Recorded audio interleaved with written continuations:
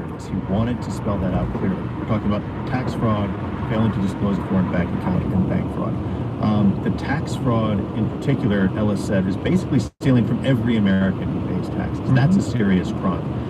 But Ellis also said that, you take all sorts of factors into consideration when coming up with a sentence. General deterrence, you look at the entirety of a defendant's life, and he said in Manafort's case, it's a first-time offender, otherwise blameless life. And you also look at sentences in similar cases, and that appeared to be a big factor in Manafort's sentence. As you noted, the guidelines range was 19 to 24 years. Ellis said that's way out of whack. He landed on a total of 47 months, but he also imposed financial penalties. Nearly $25 million in restitution. That is a lot of ostrich jackets, I suppose we should say. Manafort himself must have made a case for a shorter sentence. He did. Manafort was actually wheeled into the courtroom yesterday in a wheelchair. He sat in that wheelchair throughout the entirety of the nearly 4-hour proceedings. He was wearing a baggy green prison uniform, and he spoke in what's known as allocution, and he said, the last 2 years have been the most difficult years that he and his family have ever experienced. He said that he feels humiliation and shame. He knows that he's caused deep pain to his family, and he spent 9 months already in jail. He said he feels the punishment from these proceedings. It's impacted his health, his professional and financial life. He says that he has had time to reflect while in jail. He wants to turn his notoriety into something positive, and he asked for the court's compassion. But Judge T.S. Ellis did say, right before he imposed his sentence, I didn't hear you say you regret what you did. I didn't hear you say, I'm sorry. Nevertheless, the 47-month sentence rather than the 24-year sentence, but is 47 months the entirety of the time that Manafort could possibly spend in prison? Well, Manafort has a second case. That case is here in Washington, D.C. He pleaded guilty to 2 conspiracy charges. This is a case that was also brought by Special Counsel Robert Mueller. Manafort in D.C. agreed to cooperate with the government. That cooperation deal collapsed after the special counsel's team essentially said that he lied to investigators about a number of things. The presiding judge in D.C., Judge Amy Berman Jackson, agreed with the government. The maximum sentence that Manafort faces here in D.C. is 10 years. Now, the question that hangs over all of this is whether Judge Jackson here in D.C. is going to make him serve whatever sentence she gives him simultaneously or staggered. So is he going to get another 10 years in addition to what he got in Virginia? Any chance of a presidential pardon? The president has not taken that entirely off the table, but his lawyers say it's not under discussion. Ryan, thanks so much. Thank you. That's NPR Justice reporter Ryan. Manafort's sentence has generated a fair share of criticism. Former U.S. Attorney Barbara McQuaid tells the New York Times that the 47-month sentence is, quote, atrociously low. A public defender from Brooklyn named Scott Heckinger tweeted this. For context, my client yesterday was offered 36 to 72 months in prison for stealing $100 worth of quarters from a residential laundry room, end quote. Let's get more context from former federal prosecutor Paul Butler. He is with Georgetown University Law School, and he focuses on criminal justice and civil rights. Thanks so much for being with us. Hey, Rachel, it's great to be here. What do you make of the outrage over Manafort's sentence? Is it justified? And thinking about what an appropriate sentence would be, it's important to appreciate the magnitude of Mr. Manafort's criminality. The Virginia jury found him guilty of 8 felonies. He hid $55 million in 30 overseas bank accounts to avoid paying taxes. And he lied to banks to get even more money. This fraud continued over a period of 10 years. So I hear you saying you think it's too low. I do, in part because the judge himself found that Mr. Manafort has not accepted responsibility for his crimes, which usually means the judge will not lower the sentence. In his statement to the court, Mr. Manafort talked about how difficult the prosecution and trial had been for him and his family. The impression Mr. Manafort gave was that he was the victim. And that attitude usually inspires judges to issue a tougher sentence. It's like judges are saying, well, Mr. Manafort, if you don't know, you're going to learn today that what you did was wrong. But Judge Ellis' sentence, it almost seemed to endorse Mr. Manafort's own self-pity. Mr. Manafort seemed to blame other people for his criminality. And at the sentencing yesterday, Judge Ellis early on seemed critical of Robert Mueller for bringing this case because not to the collusion investigation. So you think that might have fed into his decision on this. But what do you make of the argument that Judge Ellis made that these sentences in general are too high, that the sentences for these kinds of crimes are high for everyone. Oh, that's true, but the purpose of the federal sentencing guidelines, they were passed in 1984, is to make sentences uniform. Before the guidelines, there was a concern that one person might get 1 year in prison and another 10 years for the same crime. And the worry was that judges were being arbitrary or that racial bias was playing a role. And so now the guidelines consider many factors like the gravity of the offense and the defendant's criminality, whether he's remorseful, and then provide the judge with a limited range. So judges are allowed to depart either more time or less time, but most judges don't depart. They follow them in most cases. And there was another case that Judge Ellis had. It involved mandatory minimum sentences, and in that case, it was a drug offense.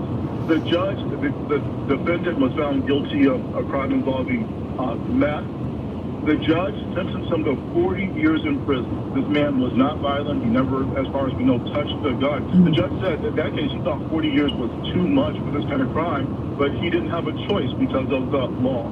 Well, we will see what happens. As Ryan Lucas indicated, there is another trial, another sentencing that Manafort will face that could add even more prison time to his sentence. Georgetown University law professor, former federal prosecutor with the U.S. Department of Justice, Paul Butler. Thanks for your time. We appreciate it. You're welcome. Having passed a much-debated resolution on anti-Semitism, House Democrats try to move on today. They vote on a bill intended to protect voting rights. That's a big issue for Democrats, although the national debate over it is hard to follow because of the confusing rhetoric. NPR's Pam Fessler reports. A new election has been called for North Carolina's 9th congressional district because of widespread evidence that absentee ballots were tampered with last November. It's probably one of the most blatant cases of election fraud in recent U.S. history. But when President Trump was asked about it, he bundled what happened in North Carolina with some dubious allegations. Well, I condemn any election fraud, and when I look at what's happened in California with the votes, when I look at what happened, as you know, there was just a case where they found 1 million fraudulent votes. When I look at what's happened in Texas, excuse me. A reporter interrupts because actually no one did find 1 million fraudulent votes in California. And there's more. When I look at what's happened in Texas, when I look at that catastrophe that took place in Florida, where the Republican candidates kept getting less and less and less. Republicans got less and less as more and more mail-in ballots were counted. In Texas, the president's referring to unproven claims that tens of thousands of non-citizens voted illegally, a claim state officials have since walked back. Increasingly, politicians are using words like fraud to describe things they don't like about the voting process or that might be unfavorable to them. It's really inappropriate for elected officials who know better that voter fraud, election fraud is extremely rare. Chris Thomas ran elections in the state of Michigan for 36 years and has pretty much seen it all. He says unsubstantiated claims of fraud only confuse voters and erode public confidence. He thinks that's a bigger threat to voting than fraud or other irregularities. By gnawing at that confidence, it's just one more kind of chink in the armor, if you will, that undermines our democracy. Ohio Secretary of State Frank LaRose is also disturbed by the trend and is working with other election officials to encourage more thoughtful debate. He says, unfortunately, politicians have found that such rhetoric works. If you want to get your base excited, if you want to get people to donate to your campaign, if you want to get people to show up at your rally, you push that hyperbole button, you do the fear-mongering about widespread fraud or widespread suppression, and people are going to respond to it. But again, it's not true. LaRose, who's a Republican, also faults some on the left for frequently using words like purge and voter suppression, which he says makes things seem worse than they are. Here's Alabama Congresswoman Terry Sewell talking recently about last year's election in Georgia. The person who was running for governor, who was also the Secretary of State, purged more than 53,000 voters. Those voters did have their registrations put on hold, but they weren't purged from the rolls and were in fact allowed to vote. Jennifer Murcia, an expert on political rhetoric at Texas A&M, thinks loaded terms like fraud and purge are encouraged by the growing use of social media in political debate. The way that you get rewarded in that system is by expressing these really polemical, emotional things. She says the danger is that it can be exploited by those who want to further divisions, like Russian trolls who tried to sow discord in recent U.S. elections by echoing talking points about widespread voter fraud and suppression. Pam Fessler, NPR News.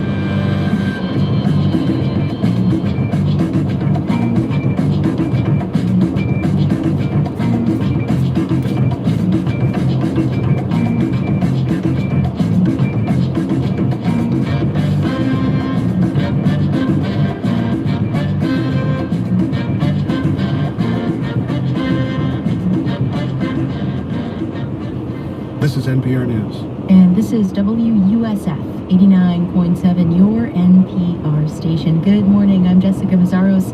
Thank you so much for joining us this Friday, March 8th. Coming up on Morning Edition, President Donald Trump heads to Alabama today to assess the tornado damage. Funerals also begin for the 23 people killed. NPR's Rachel Martin talks to a senior pastor. Plus, Liz and Lori's teenage romance was brief, but for the two women, something lingered for decades. So 28 years later, you came out to Colorado. All the old feelings just came flooding back. I just saw you and all I wanted to do was kiss you again. A love story interrupted. That's on Story Court next on the program. And you can hear Story Court every Friday on Morning Edition. Raise a glass with the Tampa Bay History Center during History by the Pint. The new exhibit traces the history of beer brewing in the Bay Area, from its Ybor origins to a Florida haven for craft beer lovers. Information is at tampabayhistorycenter.org. At USF, you can earn an MS in entrepreneurship and applied technologies in 2 years or less. Learn what it takes to start a business and build a resilient company at business.usf.edu. USF, the Bulls mean business. We'll have a high of 77 degrees today, and lows will drop down to 61 degrees. Tomorrow is Saturday, partly sunny and warming up even more. We may have a chance of showers tomorrow. Highs will reach 82 degrees at 6:20.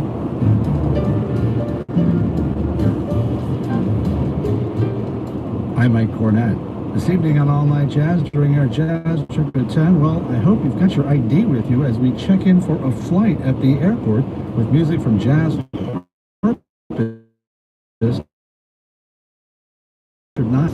89.7. Support for NPR comes from this station and from Teradata, working to transform how businesses work through the power of data. Using pervasive data intelligence, Teradata leverages all relevant data to deliver answers to complex business issues. Teradata.com. From LegalZoom, this March, LegalZoom is recognizing entrepreneurs during National Small Business Month by offering services to help meet their legal needs. More information is available at LegalZoom.com/NPR. From Charles Schwab, who believes a modern approach to wealth management starts with asking questions and providing straightforward answers. Charles Schwab, own your tomorrow. Learn more at schwab.com. And from the Annie E. Casey Foundation. It's Morning Edition from NPR News. I'm Steve Inskeep. And I'm Rachel Martin. Freddie Tate of Opelika, Alabama, rushed to the site of Sunday's deadly tornado. What he found was devastating. I was actually one of the ones that was there first before the first responders got there. A lot of things that the average person shouldn't see.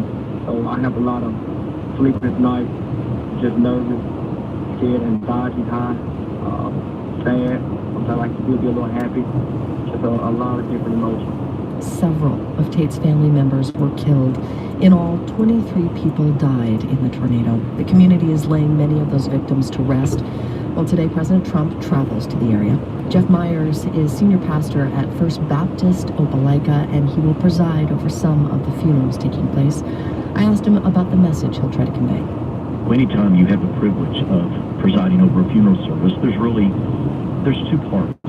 One part is remembering the person of whose life you're celebrating, and there are the stories that you tell and the accolades that you give. The second part is, how do I minister to a family that is grieving and oftentimes angry?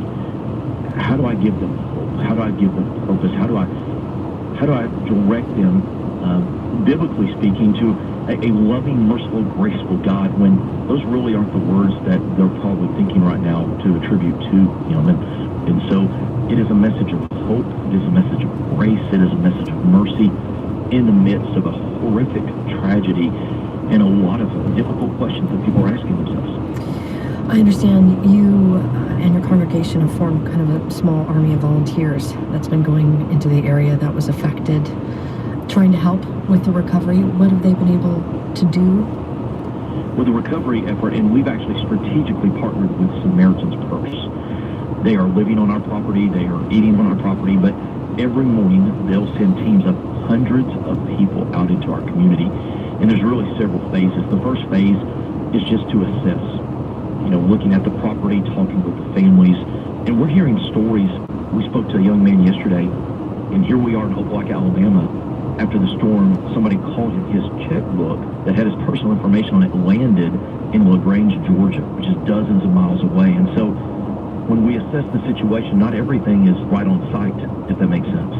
And then after we assess the situation, then we collect not just data, but items and that which is salvageable, if there is anything at all.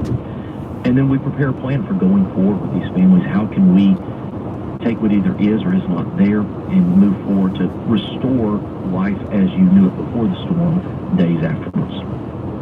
How do you help people make sense of a new reality that is so not the life they thought they were going to lead because they've lost someone? Well, I think that's kind of the story of life. I don't know how many of your listeners have said, oh, my life went exactly as I scripted it. Life is a series of challenges, and oftentimes we see them as obstacles, but the Lord sees them as opportunities. How can I take an event that is painful? How can I take an event that is tragic, one that I didn't foresee, and allow my life to actually be stronger on the other side? And so this is an opportunity for our community. This is an opportunity for these families. This is an opportunity for our church. As we trust in the Lord and those around us, we can actually come out on the other side stronger than we were before the storm.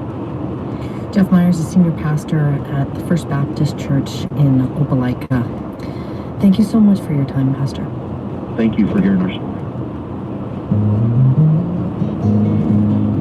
It's Friday, which is when we hear from StoryCorps. In the spring of 1981 in Louisiana, Liz Barnes was 16. Lori Daigle was 17. When they met, there was an instant spark. At StoryCorps, Liz and Lori sat down to remember their brief teenage romance and how they reunited decades later. So we were growing up in New Orleans, good Catholic girls. I went to Holy Angels, you went to Dominican, and we played sports against each other. And a big group of us would go out and we'd all dance together, and I don't know, there was just attraction. Yes, I remember that too. I actually remember that first kiss. We drove out to the parking lot of Lake Pontchartrain, and I remember never being so afraid and so excited in my entire life. And then we never talked about it with each other even. So you went off to college. Yeah, I went off to college. And I stayed in New Orleans, went to UNO. We lost touch. Mm-hmm. I let my parents know at 19, and that's when my father and mom decided that they didn't want me to come back to the house.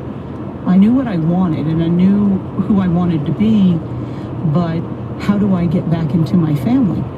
The answer to that was to get married to a man and have children, and that's what I did for 17 years. I felt love and I felt companionship, but that feeling that I had for you, that crazy, chaotic excitement, I just didn't feel that. Yeah. I had been divorced for 2 weeks, and I was just going to be single for in 6.2 miles. Exit to exit. I reconnected on Facebook, and all the old memories, all the old feelings, everything just came flooding back. So 28 years later, or longer than that, after the first kiss, you came out to Colorado to visit. And I just saw you, and all I wanted to do was kiss you again. And that was even better. We had learned how to kiss over the years. Had a little more confidence. Yes. Watch out, vehicle stop. Parents came around. My mom got to see me being happy in me. Before she passed away. Yep. And last letter she ever wrote me was, I am so happy that you are finally getting to be you. Lori Daigle with her wife, Liz Barnez, at the StoryCorps mobile booth in Fort Collins, Colorado. They married in 2015, more than 30 years after that first kiss. Their story will be archived with hundreds of others at the Library of Congress. Major support for StoryCorps comes from Subaru, introducing the all-new 2019 Subaru Forester, featuring standard symmetrical all-wheel drive. Love, it's what makes a Subaru a Subaru. Learn more at Subaru.com. And from Road Scholar, a not-for-profit offering educational travel adventures for adults to Yellowstone, Yosemite, and national parks across the U.S.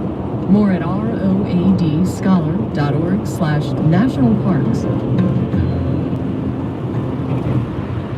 This is NPR News. And this is WUSF 89.7 News, Jazz, NPR. Just ahead on Morning Edition, Homeland Security Secretary Kirstjen Nielsen says the U.S. is facing a real migration crisis at the southern border.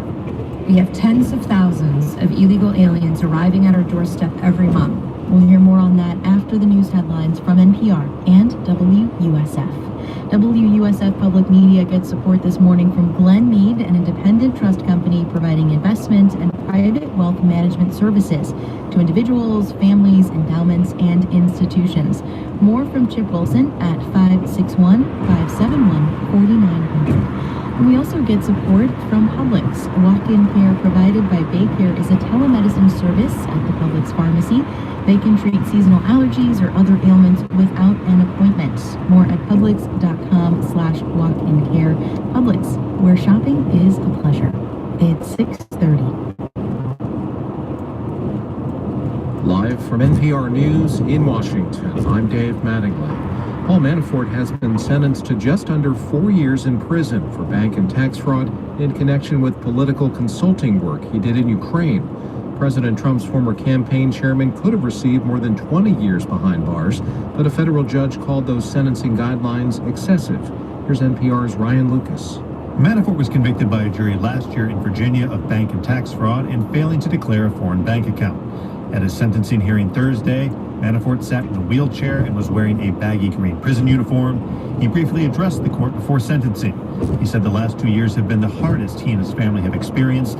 He said he already feels the punishment from his legal proceedings. His health has been affected, he said, and his professional and financial life are in shambles. Economists are forecasting a slight drop in the U.S. unemployment rate when the February numbers are released this morning. NPR's Yuki Noguchi says job growth is expected to slow to about 180,000.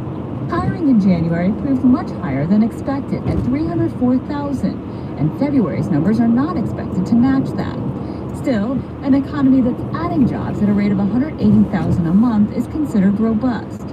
The reports will be closely watched for signs that discouraged workers, those who haven't been working or looking for work, are rejoining the labor force.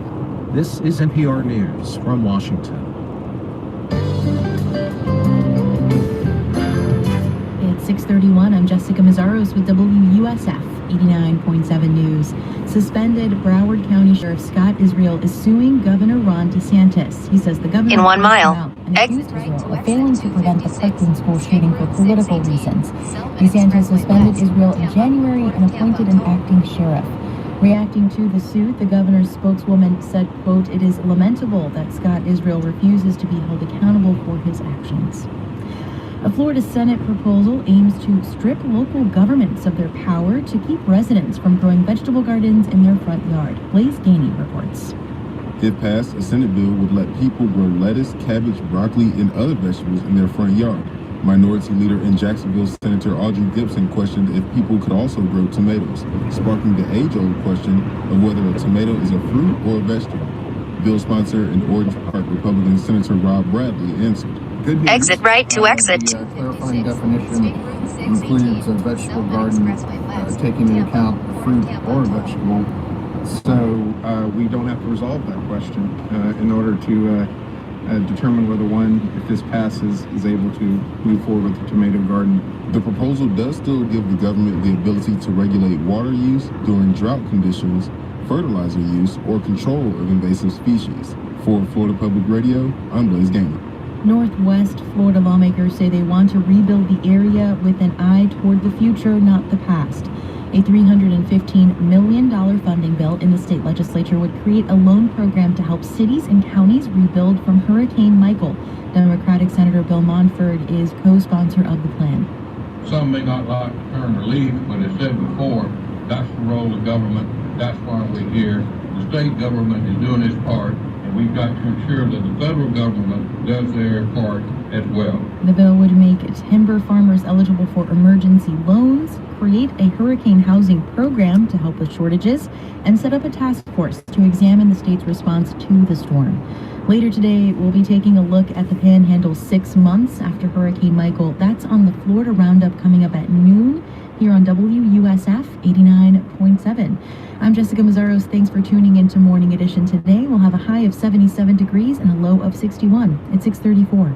Support for NPR comes from this station and from Dartmouth, offering Master of Healthcare Delivery Science, an online program for physicians and healthcare executives, teaching business, leadership, and health policy to transform healthcare at healthcaredelivery.dartmouth.edu. And from Babbel, an interactive language program that teaches travel, business, and casual conversation skills in a new language like Spanish. Available in the App Store or online at Babbel, BABBEL.com. It's Morning Edition from NPR News. I'm Rachel Martin. And I'm Stephen Skip. Homeland Security Secretary Kirstjen Nielsen says a recent increase in apprehensions at the southern border justifies President Trump's focus on it. Our capacity is already severely restrained, but these increases will overwhelm the system entirely. This is not a manufacturing Continue straight for 7 minutes. It's truly an emergency. An emergency, of course, is what the president declared to justify the eventual building of a wall. But what's really happening now? Doris Meissner served as head of the Immigration and Naturalization Service under President Clinton and is now at the Migration Policy Institute, and she's on the line. Good morning. Good morning. What do you see in this big increase in people being apprehended from January to February? Well, I'm not sure we entirely understand it, but we certainly see the trend lines going in a direction that is not good and that has been very much exacerbated by the administration's actions. The administration is looking at this flow as a threat and is trying to cut off any access that these people have to claiming asylum in the United States, which is by and large what this flow is about. And as a result, people keep coming probably because they're fearing whatever the next shoe is that's going to drop. I don't understand. Yeah, if you can explain, how would the administration's actions to try to stop this flow actually make the flow worse? Because people are uncertain about what's going to happen. They see the policies changing every several months. They hear from the smugglers that help them and from the communities in the United States that they know about that the circumstances are continually hardening. And so with the push factors that exist in Central America, lots of violence, lots of gang activity, particularly families and younger children threatened because they're becoming teenagers and being recruited, they're trying to get here as soon as they can. Oh, people are saying I better go now while there's still a chance. That seems to be the case. Is it correct that the United States really does not have the proper facilities to detain and to process and to give proper judicial proceedings to so many people? That is true, and that's the real issue here, that our border enforcement and all of our infrastructure is basically set up for the Mexican flow, young male migrants coming to the country to work, and that's a flow that's no longer the predominant circumstance at the southwest border. What we have is a flow from Central American, lots of people in that flow who may be eligible for asylum, by no means all of them, but they should be able to have their cases heard, and they require different facilities and different personnel, asylum officers, judges, not border enforcement officials trying to push them back to Mexico. So a couple of different ways have been tried to address this. One is the president's emergency declaration. He wants more wall built along the border. We can presume that's not going to be a factor here because it's wall that'll be there months or years from now. But there was also this compromise on border security in Congress that the president signed. Does that include any money, any measures that will directly help this problem? Well, we don't know. It's in the category of humanitarian aid. Presumably it should help to some degree with facilities, but there really needs to be a much bigger redo or makeover of what our border footprint looks like. You need facilities for families and for children. You need asylum officers and judges that hear cases. You need the ability to have medical assistance available, because these are people that have come over very dangerous territory, and you need a way for people to know how it is that they should file their claims for asylum. The encouragement has been to come through ports of entry, but ports of entry are not staffed. They don't have the space, and therefore very limited numbers are processed every day, 40 or 50 a day. And so it's a much bigger rethinking and recognizing that there is a humanitarian flow here. By no means are all people eligible, but the best deterrence is to decide the cases. Those who are eligible for protection get it. Others have to be returned. People get quickly sent back. Doris Meissner of the Migration Policy Institute, thanks so much. Thank you. Another American is in a Moscow jail. He is the second U.S. citizen arrested inside Russia within 2 months. NPR's Lucien Kim has the story of Michael Calvi, a businessman who has run an investment fund in Russia for years. Michael Calvi is being accused of stealing the equivalent of almost $40 million from a Russian business partner. And he's considered such a flight risk that he's being held in pretrial detention until mid-April. Calvi says the real reason for his arrest is a business dispute. And Russian media report the man behind the lawsuit is friends with the son of a top security official. Some of the biggest names in Russia's business community have publicly vouched for Calvi's character. But Kremlin spokesman Dmitry Peskov told reporters justice must be allowed to run its course. This could have happened to any entrepreneur in any country. Of course, we're well aware of Michael's investment activity on the Russian market over the course of many years. Calvi is a legend in Moscow for his smart investments and squeaky clean reputation. A graduate of the University of Oklahoma, he opened one of Russia's first private equity firms in 1994. At the time, Moscow was a magnet for young Americans looking to make a fortune in Russia's chaotic transition to capitalism. This was a time when Americans, we really walked on water in Russia. This was a time of amazing openness and amazing desire to understand how to rebuild Russia with a more powerful economic system. James Fankner met Calvi in the 1990s and worked in Russia for almost 15 years before he joined a growing exodus of Western investors. But Calvi was a tireless advocate for doing business in Russia. He once said in an interview that there are crooks everywhere, and that 99% of his Russian business partners worked in good faith. At last year's St. Petersburg International Economic Forum, he explained in Russian why he was so upbeat. Calvi said he's an optimist because life's too short.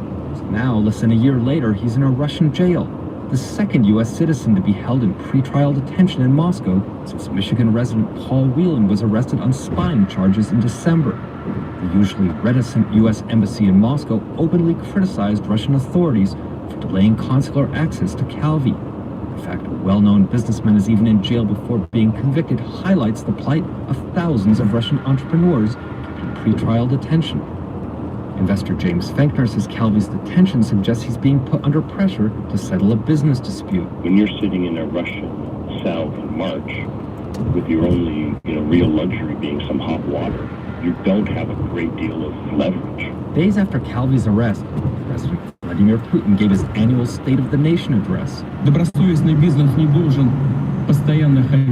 Putin criticized the practice of putting business people in pretrial detention. In 1 mile, That's going to help Michael Calvi. He gave officials until the end of the year to figure out how to improve the system. Lucien Kim, NPR News, Moscow.